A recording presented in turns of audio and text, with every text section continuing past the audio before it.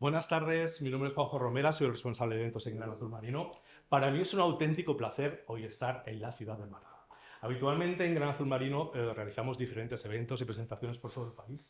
Marina, encantado de estar aquí en esta ciudad que tanto amo, ¿eh? Yo lo sé. Gracias por darme la oportunidad. Encantada nosotras de verdad de que estéis aquí. Para nosotros es un placer contar con vuestra presencia, tanto por primera vez que se hace también a través de las pantallas. Cierto, porque hoy tenemos un evento presencial con todo este público asistente aquí a la Travel Store de Gran Azul Marino de Málaga y tenemos gente al otro lado, así que saludamos a la gente que está en el directo. Hoy hablaremos además sobre algo muy especial porque Espido Freire es Gran Azul Marino y tenemos experiencias siempre con ella en viajes únicos y especiales. Sí, ahora que estamos en el tiempo de mercadillo nos hablará de un lugar tan increíble como es Rumanía y su mercadillo que esto que nunca visitó. O sea, es un placer escucharla esta tarde. Con ella, como digo, hace tiempo ya trabajamos, ella acompaña a los viajeros, como ustedes, seguramente más de uno, en cada uno de los viajes. Y es un auténtico placer y yo les voy a pedir, por favor, un aplauso para Espido Freire.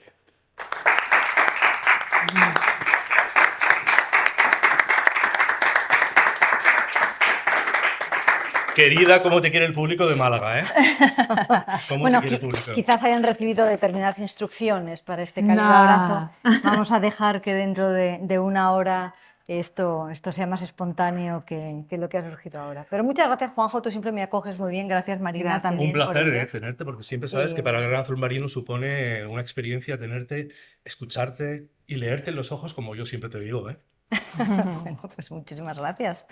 Pues ¿os parece entonces que comencemos hablando Sí. de todo esto? Todo el público está. Antes de Muchísimas nada, gracias. queremos felicitarte por el reciente premio de la narrativa del viaje. Muchísimas ¿Sí? gracias. Sí, acabo de ganar un premio relevante, el libro de viajes, hace unos días. Y lo cierto es que el libro que se publicará a continuación se llama Guía de lugares que ya no existen. Y tiene mucho que ver también con los viajes y con el concepto que yo tengo de viajar y de descubrir lugares en los que creíamos haber estado ya, o bien por la lectura, o por las fotografías, o por el cine, o por la fantasía. Es decir, como muchos de los viajes que queremos hacer ya los soñamos mucho antes de haberlos llevado a cabo. Más o menos en esa línea va Qué este maravilla. libro. Pues nada. El público es tuyo y, por supuesto, gracias por estar Muchísimas aquí. gracias. Al contrario, a vosotros. Pues buenas tardes de nuevo. Muchas gracias por acudir en esta tarde tan bonita de Málaga. Parece que el otoño va a ser largo y, como suele ser en esta ciudad, tan agradable como otros años. Vamos a ver si así es. La excusa para juntarnos hoy es, por supuesto, hablar de viajes, pero en mi caso, siempre que hablo de viajes, hablo también de literatura, hablo también de libros. No tanto de leer como de encontrarnos en los lugares que visitamos y en los paisajes que vemos con lecturas y con ecos que a veces empezaron a plantarse en nuestra infancia. Los libros de aventuras que leíamos cuando éramos pequeños en muchas ocasiones nos llevaban a paisajes exóticos. Algunos de ustedes seguro que leyeron a Julio Verne o a Salgari, o leyeron también algunas de las aventuras de Mujercitas de Louisa May Alcott, y seguro que leyeron a Jane Austen y a las hermanas Bronte en algún momento. Otros que son más jóvenes habrán leído otro tipo de literatura, de viajes en las que de pronto un héroe se plantaba en un lugar o en otro. Todos ustedes han leído sin duda a Tintín, que se encontraba viajando por todo el mundo para resolver distintos misterios con Milú y con el Capitán Haddock. Y otros habrán leído Asterix, que bueno, de vez en cuando dejaba esa Galia invencible para colarse también por otros lugares, por ejemplo por Britania. Y muchos autores comparan el hecho de leer con el hecho de viajar, y viajar con el hecho de abrir un libro y meterse en otra dimensión. Y para mí desde luego es así. Cuando ya hace años comencé a colaborar con Viajes El País y con Viajes Azul Marino, me plantearon, sabían que yo viajaba y sabían que además en muchas ocasiones viajaba con prensa, con periodistas o con algunos amigos y viajeros a determinados lugares, ¿no? Y me plantearon qué era lo que quería hacer. Y yo les dije que me daba igual, que no tenía ni filias ni fobias, que todos los lugares del mundo, todos los continentes, todas las latitudes me valían, siempre que mis viajes tuvieran relación con la literatura o con el arte o con la historia o con el patrimonio. Es decir, tenemos en Viajes Azul Marino a expertos maravillosos muy especializados en aventura, y los tenemos también expertos en destinos exóticos, que les llevan con la sensación, con la mochila encima, con la sensación de que son los primeros occidentales que han llegado a ese lugar, ¿no? Y en cambio lo que yo hago es llegar unos pasos más atrás a los lugares y a los países en los que la civilización está ya sólidamente asentada y en las que, por lo tanto, tenemos historias que contar a través de los libros, no solamente a través de la oralidad. Hubo una excepción hace unos años en que nos fuimos a Kenia, pero claro, una Kenia, siguiendo los pasos de Memorias de África, de Karen Blixen, una Kenia vista a través de los ojos coloniales, a través de los ojos de los europeos que en aquellos momentos se encontraban medio exiliados en una especie de exilio dorado y que interpretaban la realidad, la naturaleza, a las tribus, a los Masái, de una forma completamente diferente a como nosotros desde ahora en el siglo XXI nos acercamos a esos pueblos, ¿no? Pero también es interesante, ¿no?, de vez en cuando actualizar nuestra mirada y darnos cuenta de hasta qué punto esos libros, sobre todo los del siglo XIX, han configurado nuestra imagen de qué es ser un viajero, de qué es ser una viajera. También había muchas mujeres que escribían sobre sus diarios de viajes y ahora mismo también el visitarlos. Y esa ha sido, ellos me dijeron que sí, que donde yo quisiera, y casi siempre nos vamos, no exactamente con un libro debajo del brazo, porque hay personas que vienen y que no son muy lectoras, pero sí todos los viajeros que vienen conmigo son personas a las que les gusta escuchar historias y a veces también les gusta contar historias. Y parte precisamente del viaje no solamente tiene que ver con los paisajes y no solamente tiene que ver con los lugares a los que vamos, que tienen la característica común de que son muy hermosos, estéticamente son sitios francamente bonitos, ¿no?, sino que en los desplazamientos y sobre todo por las noches nos juntamos antes de cenar o después de cenar para hablar de aquello que hemos visto, para relacionarlo con algunos de los libros o de las ideas que teníamos previamente. Y ahí es donde llegamos a conocernos y a crear, por lo tanto, una comunidad que repite en muchos viajes. Yo tengo un número muy alto de repetidores que vienen a un viaje y que se enganchan a otros. Los saludo y las saludo porque estoy convencida de que algunos de ellos me dijeron que se iban a conectar ahora al otro lado. Están vivos, ¿eh? Solo al otro lado, es solo al otro lado simbólico. No, como vamos a hablar de Bram Stoker, nunca se sabe. Y lo cierto es que bueno, pues que lo pasamos francamente bien. También porque algo que yo he aprendido en los viajes, cuando son viajes con relativamente pocas personas, ¿no?, nuestros grupos oscilan entre 15, 12, 20 personas, atrae a un tipo de viajeros muy diferente a quien busca un viaje más organizado, un viaje más grande. Les estaba escuchando hace un momentito oír hablar de cruceros, ¿no?, hablar de otro tipo de destinos. Esos destinos quizás muchos de nosotros los hemos visitado más jóvenes y en otras circunstancias o por nuestra cuenta, pero cuando aceptamos unirnos a un grupo y hacerlo además con un experto que nos sirve junto con el guía, yo llevo siempre un guía oficial conmigo que se encarga de las cuestiones logísticas, generalmente esos viajeros están buscando otra cosa. Están buscando la calma o están buscando un viaje en el que no tengamos que estar constantemente corriendo, más allá de la urgencia que siempre tiene el visitar un destino u otro, ¿no? Y sobre todo lo que también están buscando es algo que para mí es muy atractivo, que es ver los lugares acompañados con otra mirada. Eso es lo que yo creo que hago quizás mejor en los viajes. El dirigir la mirada del viajero hacia algo que de otra manera no hubiera reparado. El indicarles... ¿recuerdas que estuvimos hablando ayer por la noche de que íbamos a visitar esto? ¿Recuerdas que yo dije que os fijarais en, pues miradlo ahora y miradlo de esta manera? ¿Recordáis que hablamos de que en esta época en la que se construyó este edificio, en la que los personajes del libro del que hemos hablado pasaban por aquí? Pues ahora lo vais a experimentar. Fijaos qué bajo, fijaos qué alto, fijaos qué... Es decir, lo que intento es que la experiencia que hemos soñado desde casa o que en muchas ocasiones hemos anticipado, cuando llegue el momento sea de verdad. ¿No les ha pasado muchas veces que llegan a un sitio con unas expectativas determinadas y de pronto hay que correr o hay demasiada prisa o llueve o hace viento o hace demasiado sol y es la sensación de que iba a ser lo más importante del viaje y se ha quedado casi como en la nada, ¿no? Yo intento siempre que eso no nos ocurra, que acompañado con la palabra, que es aquello de lo que yo vivo, la palabra escrita y la palabra hablada, ese momento quede fijado y cale en nosotros. Ahora casi todos lo hacemos con fotografías, y yo también. Yo suelo intentar que las fotografías capten la poesía de ese momento o la mirada de todos nosotros. Si tienen interés en mis redes sociales, sobre todo en Instagram, van a encontrar fotografías y vídeos de algunos de los destinos. No les engaño cuando les digo que son muy bonitos. Desde luego la imagen y la fotografía nos ayuda, pero nada sustituye a la palabra.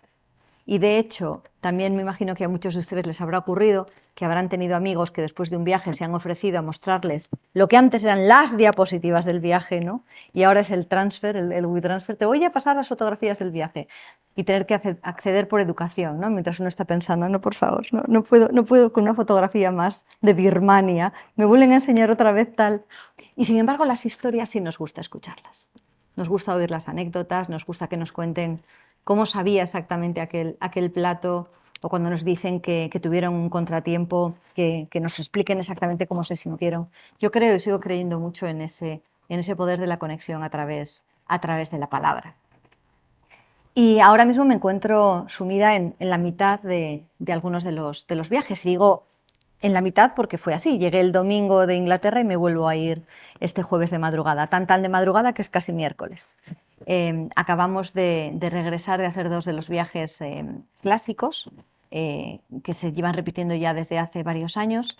El primero suele ser a finales de septiembre, que es el de las hermanas Bronte. Nos vamos a York, a Inglaterra, a una zona que fue durante el siglo XIX uno de los ejes industriales, pero que previamente a eso estaba cubierta de páramos con brezo y de leyendas. Se decía que allí habitaban espíritus y que esos espíritus no siempre estaban de buen humor.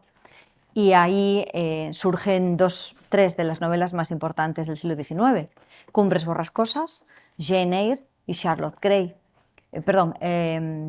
Agnes Grey, de Charlotte Bronte, de Anne Bronte y de Emily Bronte, ¿no? Entonces ese primer viaje que llevamos a cabo es el que se hace antes en Inglaterra porque el tiempo empeora también rápidamente y una cosa es disfrutar de imaginarse las cumbres borrascosas y otra es estar luchando contra el viento de manera casi terminal, ¿no? Abrazo partido. La siguiente semana nos vamos, que es el que acabo de volver, del Rey Arturo. Recorremos Cornualles y toda esa zona de Devon, acabando en la casa de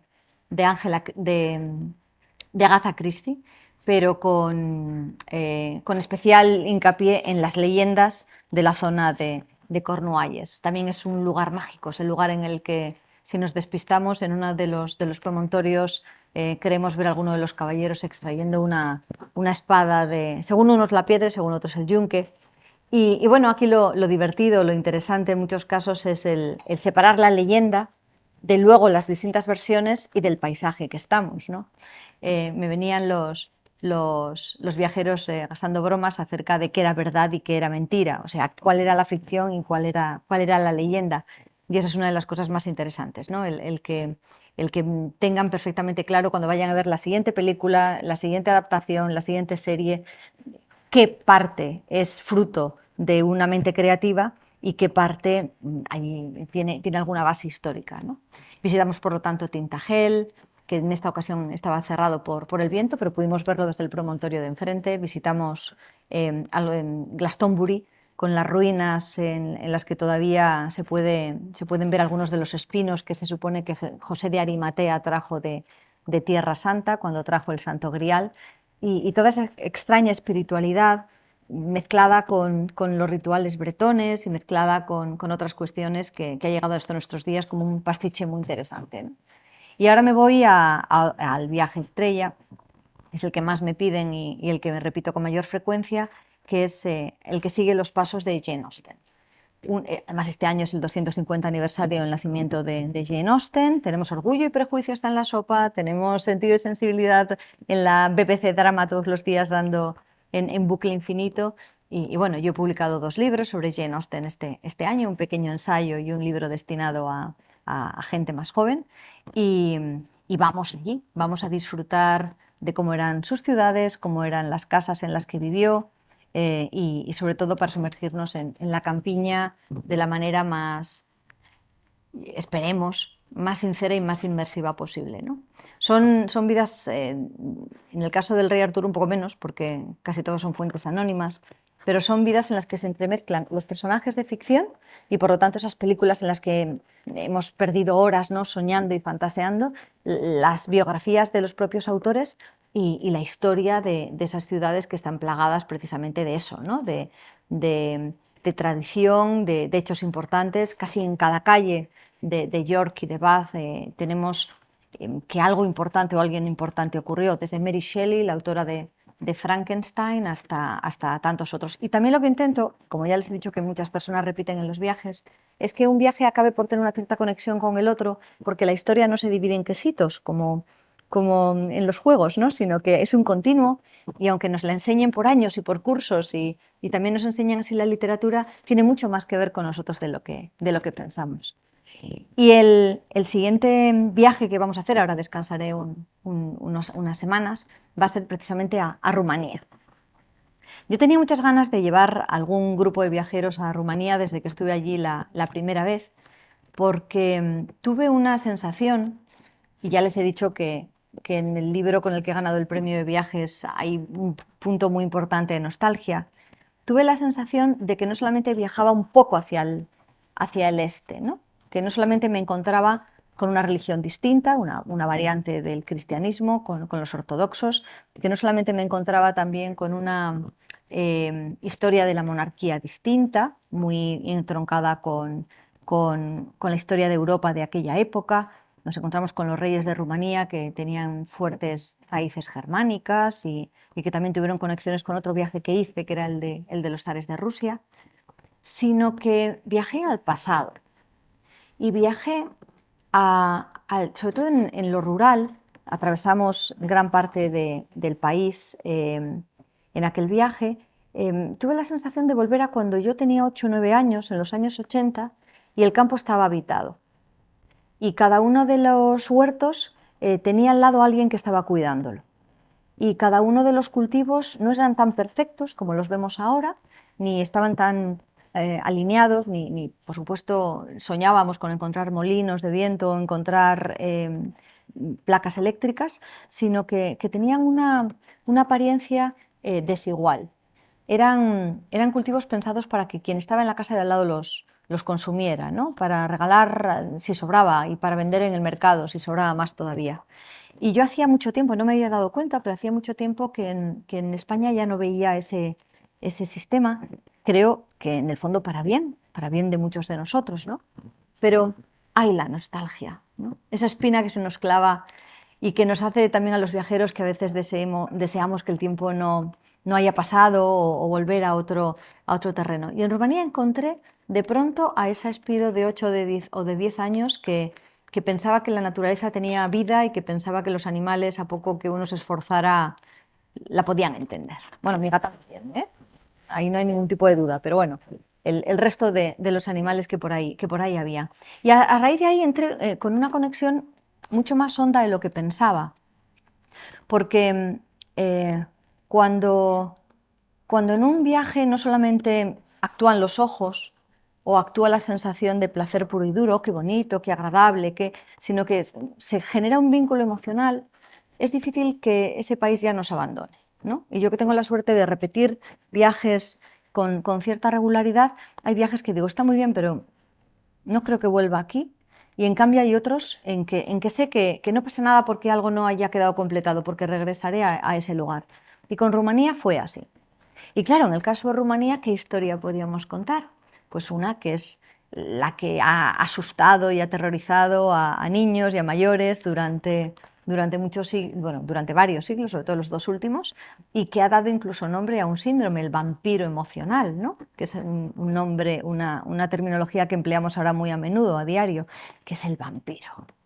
Ha habido vampiros por toda Europa y nos los encontramos en Grecia, los encontramos en en lugares muy distintos, con formas también muy distintos. Tenemos vampiras que se alimentan no solamente de sangre, sino también de otros fluidos que dejan a los hombres agotados y desvanecidos. Tenemos vampiros hombres que se encargan no solamente de captar a las jovencitas, sino que también tienen a los niños como víctimas. Es decir, nos encontramos con criaturas terroríficas y con criaturas frente a las que había toda una serie de rituales muy complejos y que cada aldea repetía cada cierto tiempo, ¿no? Y hay versiones, algunas de ellas científicas, otras médicas, acerca de qué era lo que ocurría para que en determinados lugares hubiera tanto miedo, tanto pánico a los vampiros, y en otros fueran las brujas. A veces estaban asociados, en otros no. En otras ocasiones no hubiera ningún tipo de miedo hacia los muertos, sino que había un respeto, pero no la sensación de que podían volver en cualquier lugar. Y gran parte de lo que yo les voy a ir contando y con lo que hemos armado también el viaje es responsabilidad realmente no de dos autores rumanos, sino de dos autores ingleses.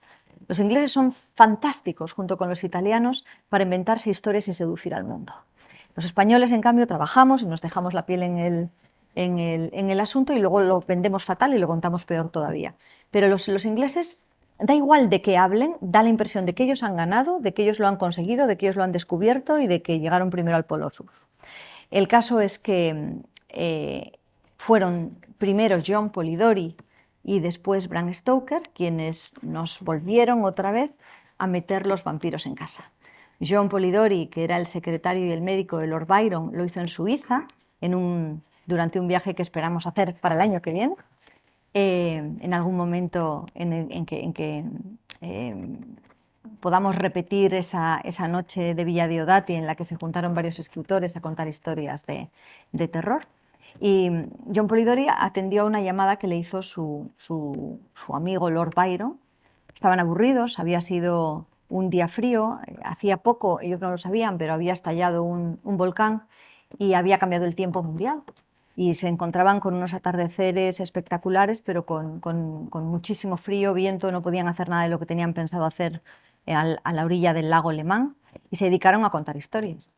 Y Lord Byron les desafió a todos para decirles, a ver quién es capaz de contar la historia que nos dé más miedo. Y John Polidori comenzó a escribir una historia que llamó El vampiro. El vampiro tenía mucho que ver con su relación con el propio Lord Byron. Es la historia de alguien tan fascinante, tan atractivo, tan terrible, que estás deseando entregarle tu vida en sus manos, aunque después la vaya a destrozar. John murió muy joven, aunque en alguna película fantástica, fantástica en el sentido de magnífica calidad, ¿no? Como Remando al viento lo refleja un actor de mayor edad, pero era apenas un chaval cuando murió, pero nos dejó el vampiro. Y otra de las chicas que estaban junto con Byron y con Shelley, que acabó el proyecto que inició esa noche, que fue Mary Shelley, nos dejó Frankenstein. De manera que esa noche fue una noche de ocurrencias, de saber qué pasó en ese mes de junio, ¿no? de 1800 y pico. Y otro que años más tarde retomó esa historia y más otras que estaban girando por ahí fue Bram Stoker. Bram Stoker era irlandés y era muy, muy amigo de Oscar Wilde. Eran tan amigos que estuvieron enamorados de la misma mujer, aunque quien se casó con ella fue Oscar Wilde. Es posible que muchos de ustedes sepan que Oscar Wilde después tuvo que enfrentarse a pena de cárcel por corromper, por la acusación de un padre que había corrompido a su hijo, pero estuvo casado, tuvo 2 hijos, y la mujer con la que estuvo casada, que era una joven de la sociedad inglesa muy hermosa, había sido también el objeto de deseo de Bram Stoker. Aún así se llevaban bastante bien. Oscar Wilde fue el autor de El gigante egoísta y también de muchas otras comedias muy divertidas en las que siempre late de fondo un pequeño pozo de tristeza, ¿no?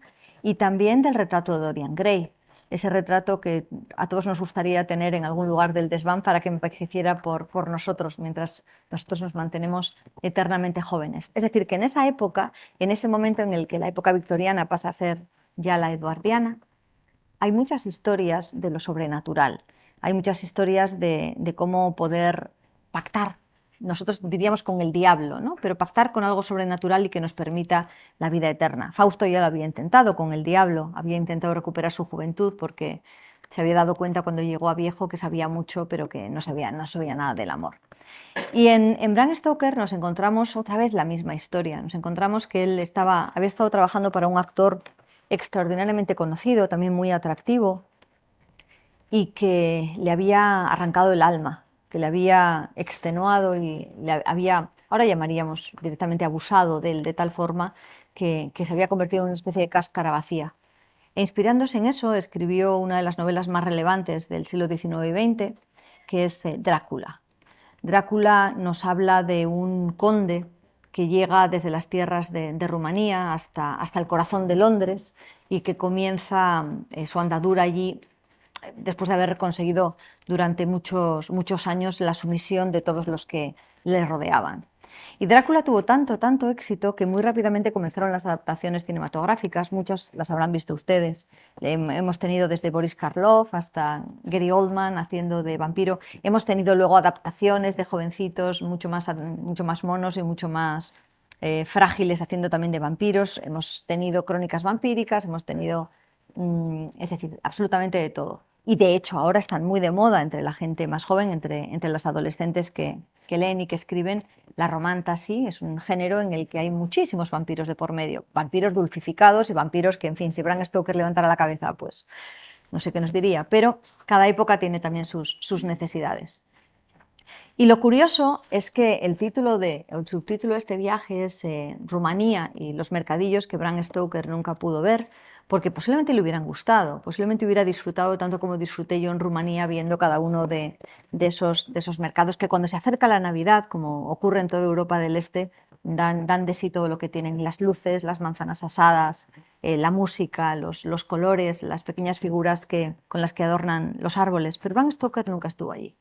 Lo fantástico de todo esto es que él inventó los paisajes, los castillos, los campesinos y los gitanos que bailan a la luz de las hogueras y que están a favor de su amo y capaces de dar la vida por su amo el vampiro sin haber puesto nunca un pie en Rumanía. Lo había hecho a través de grabados y a través de algunos libros en el que le pudo imaginar todas esas tierras que nosotros vamos a ver ahora.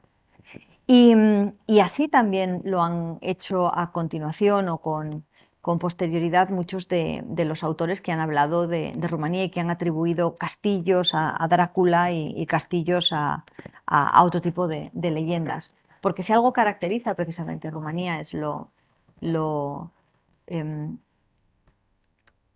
todavía lo natural, lo salvaje, lo hosco de gran parte de su naturaleza, ¿no? Y, por otro lado, lo pintoresco de muchas de sus ciudades. Nosotros vamos a hacer un recorrido por varias ciudades, algunas de ellas con una influencia alemana muy notable. Y verán, por lo tanto, que tanto las contraventanas de madera como algunas de las construcciones son, desde luego, de Europa del Este, pero tienen esa especie como de encanto particular que tiene también todo lo germánico, ¿no? Hubo muchísimo movimiento entre los alemanes hacia Rumanía y de Rumanía hacia el otro lado. Ya les explicaré por qué, si les apetece venir conmigo, porque seguro que se acuerdan del cuento del flautista de Hamelin, que primero lleva a las ratas hasta el río y después se llevan los niños hasta el río.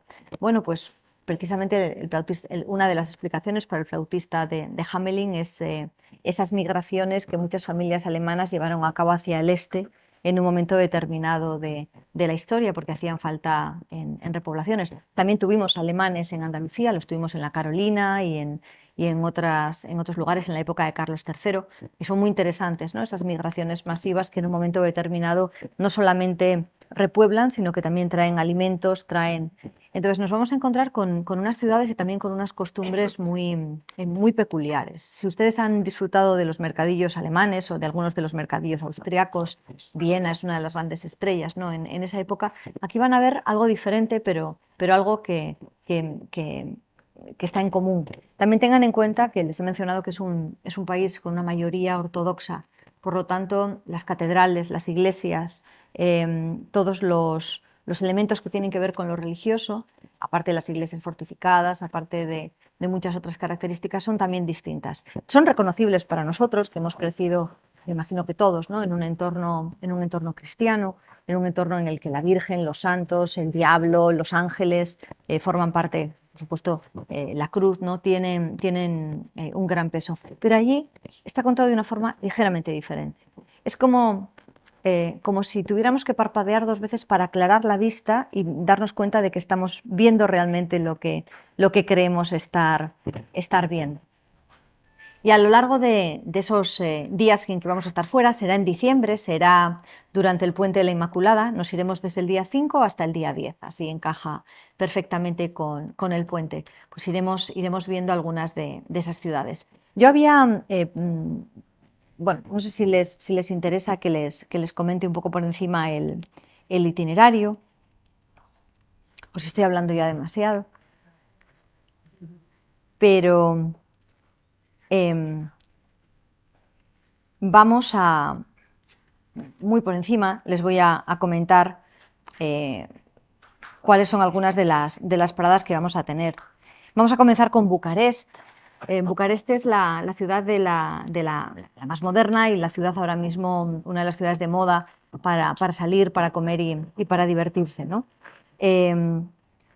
Y uno de los mercadillos más importantes, que se encuentra enfrente del Palacio del Parlamento, tiene, yo creo, que un encanto especial. Entonces comenzamos con aquello que es más cercano a nosotros en tradición, incluso en estructura, para irnos poco a poco internando en otros lugares del país que nos van a resultar más exóticos. Brasov es el del segundo día. Es uno de los lugares más hermosos de Rumanía, pero también uno de los mercadillos más espectaculares. Aquí sí que vamos a hablar precisamente de esa influencia alemana, de la influencia de los sajones que emigraron en un momento determinado y demás. Pero también vamos a ver la Iglesia Negra, es decir, no, a quien le gusten los mercadillos va a poder disfrutar de ello, pero a quien no les guste demasiado no se preocupe, que no vamos a estar constantemente tampoco en ello. Una característica además que a mí me gusta insistir en estos viajes es que somos todos adultos. Entonces, cada uno viene impulsado por algo diferente y más allá del respeto al grupo, la puntualidad, el hecho de no perdérsenos, por favor, ni que les ocurra nada. Nunca les ha pasado nada, pero no sean los primeros. Cada uno tiene también ese margen de acción, de moverse a su aire, de querer investigar por su cuenta, si me lo comentan, si quieren bibliografía o quieren algún tipo de consejo más especial, pues obviamente lo hacemos siempre que esté dentro de mi mano, siempre que esté dentro de mi alcance. Si me van a preguntar mucho de deporte, van a tener un problema conmigo. Pero ya les he dicho cuáles son las grandes áreas de aprendizaje míos, ¿no? De Brasov nos vamos a ir a Sibiu, que se encuentra ya en Transilvania. Es decir, estamos directamente en las tierras de los vampiros. Bueno, a algunas les gusta. Yo ya no entro en esa. Nos encontramos en la tierra de la leyenda, ¿no? Y es muy interesante el saber, y yo suelo hablar de ello, por qué las leyendas se mantienen, porque cuando dejan de funcionar para una tierra o para un pueblo, las leyendas se dejan morir y ya no cuentan. De hecho, si ustedes recopilan, por ejemplo, historias de hace varios siglos, o si se leen algunas cuestiones de la Málaga de principios de siglo, van a ver que se siguen contando algunas historias y anécdotas y otras no tienen ya sentido. Pues con las leyendas ocurre exactamente lo mismo. Entonces, lo que nos encontramos en estas tierras es que siguen contando historias de vampiros. Es decir, les protegen en cierta medida y también se han convertido en una parte de su identidad, los convierte en Transilvania, que no solamente es tierra de vampiros, sino también de muchas otras cosas. El folclore es riquísimo, la música es espectacular, la comida les recomiendo que no la dejen pasar por alto porque realmente tanto en postres como en guisos como en muchas otras cosas así como en Inglaterra no estamos para eso, se puede comer bien también en Inglaterra, ¿no? Pero bueno, es complicado hacerlo a pie de calle. En Rumanía lo cierto es que prácticamente en cualquier sitio se come muy bien. Y se van a encontrar, bueno, de hecho Sibiu en particular fue capital gastronómica europea hace 5 o 6 años. O sea que es uno de los lugares donde a quien le guste la buena mesa puede disfrutar de ello. Y ahí se van a encontrar con el Puente de las Mentiras. Aparte de los vampiros hay que tener cuidado con mentir, porque se supone que ese puente no te permite pasar o se hunde si dices una mentira en ese momento. Entonces está todo cargado de esas pequeñas tradiciones. Yo me acuerdo, además, de cómo me llamaba la atención la manera en la que los propios edificios están dispuestos para mirarse los unos a los otros, ¿no? Para que en caso de peligro, en caso de que tengan que auxiliarse, muy rápidamente puedan encontrar apoyo en quien está al lado. También eso hace que muchas veces la intimidad, pues todo el mundo que haya vivido en un pueblo sabe lo que es, ¿no? Pero esa sensación de que durante mucho tiempo han vivido en peligro, han vivido muy cerca de enemigos poderosos, está Rusia al lado, y en aquellos momentos en los que se fraguaron las leyendas estaba Turquía. De hecho, Drácula, el conde Drácula, es un héroe nacional allí porque fue quien les protegió o quien les dirigió frente a muchas y terribles incursiones de los turcos. Los turcos, como saben, llegaron hasta las puertas de Viena y gracias a eso tenemos los croissants, aunque los franceses dicen que no, que son invento de ellos. Ese encuentro, por lo tanto, al borde casi de lo salvaje, ¿no? De lo que entonces era salvaje, que era una civilización desconocida, la defensa de la cristiandad frente a la media luna, es algo que ha quedado muy imbuido. Nosotros no lo consideramos una tierra de frontera, pero ellos sí. Entonces, mucho de lo que van a ver representado ahí tiene que ver con esa defensa y con esa ayuda interna. Es fascinante verlo. Y de ahí nos vamos a ir hasta posiblemente Arad y vamos a ver si nos da tiempo a acercarnos también a Cluj-Napoca, que es otro de los mercadillos que tienen fama.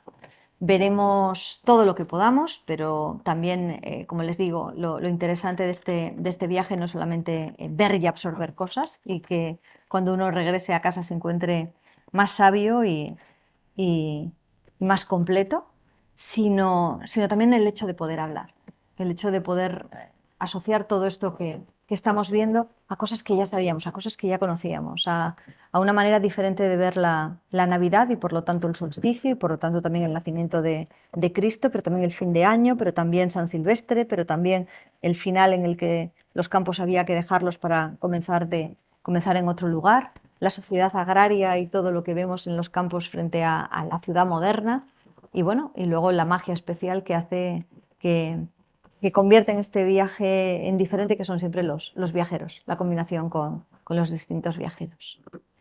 Y yo os llevo hablando nada más y nada menos que 40 minutos y me parece que es tiempo para que puedan descansar y para que puedan preguntar. Bueno, Espido, pues nada, ha sido un placer, de verdad, como has dicho en tu charla, creo que has dicho, si quieren acompañarme, ¿no? Algo así, yo quisiera acompañarte, o sea, me parece, de verdad, lo que has comentado me encanta, me parece que tienes un viaje precioso. La verdad es que es un viaje especialmente bonito y, como digo, es un viaje que intentamos vivir 3 veces. Primero cuando se planea, después cuando se está viviendo y cuando se está explicando, ¿no? Y por último, a través de los recuerdos que ustedes mismos hayan formulado. No se requiere haber leído nada, que es una pregunta que me hacen muy a menudo. Claro. Es decir, ¿hay que leerse antes Drácula? Hombre, no está de más. ¿Hay que leerse antes Crepúsculo? Bueno, hay que leerse... Es decir, cada uno puede leer o no leer lo que quiera. Sí que es verdad que muchas veces cuando se vuelve, sí hay personas que me dicen, pues mira, voy ahora a leerme o ver películas. Vamos a hacer también alusión a ello, pero no es imprescindible en absoluto.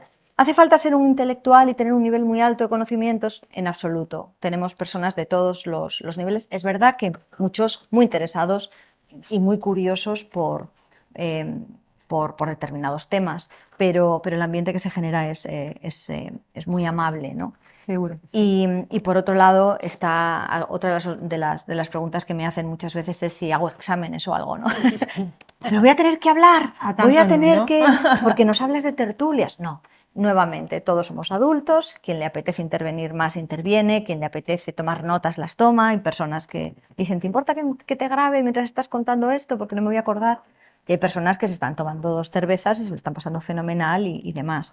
Y muchas veces también tenemos que una de las personas que viene le apasiona todo este mundo y el acompañante no tanto. Entonces hay que convencerlo y seducirlo, ¿no? Y Para que hacer también tenga interés, ¿no? Y no, acaba siempre, Sí, siempre. ¿verdad? Como digo, uno de los orgullos que tengo es que quien viene a un viaje mío suele repetir. Y eso dice, bueno, pues dice que estamos todos a gusto. Genial.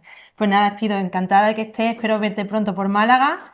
Y bueno, este viaje y muchos más os esperan en Gran Azul Marino, en cualquier tienda boutique que tengan cerquita de casa. Muchas gracias. Muchas gracias a vosotras.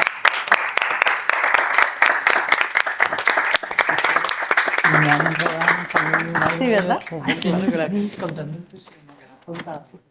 Bueno, es que me entusiasma.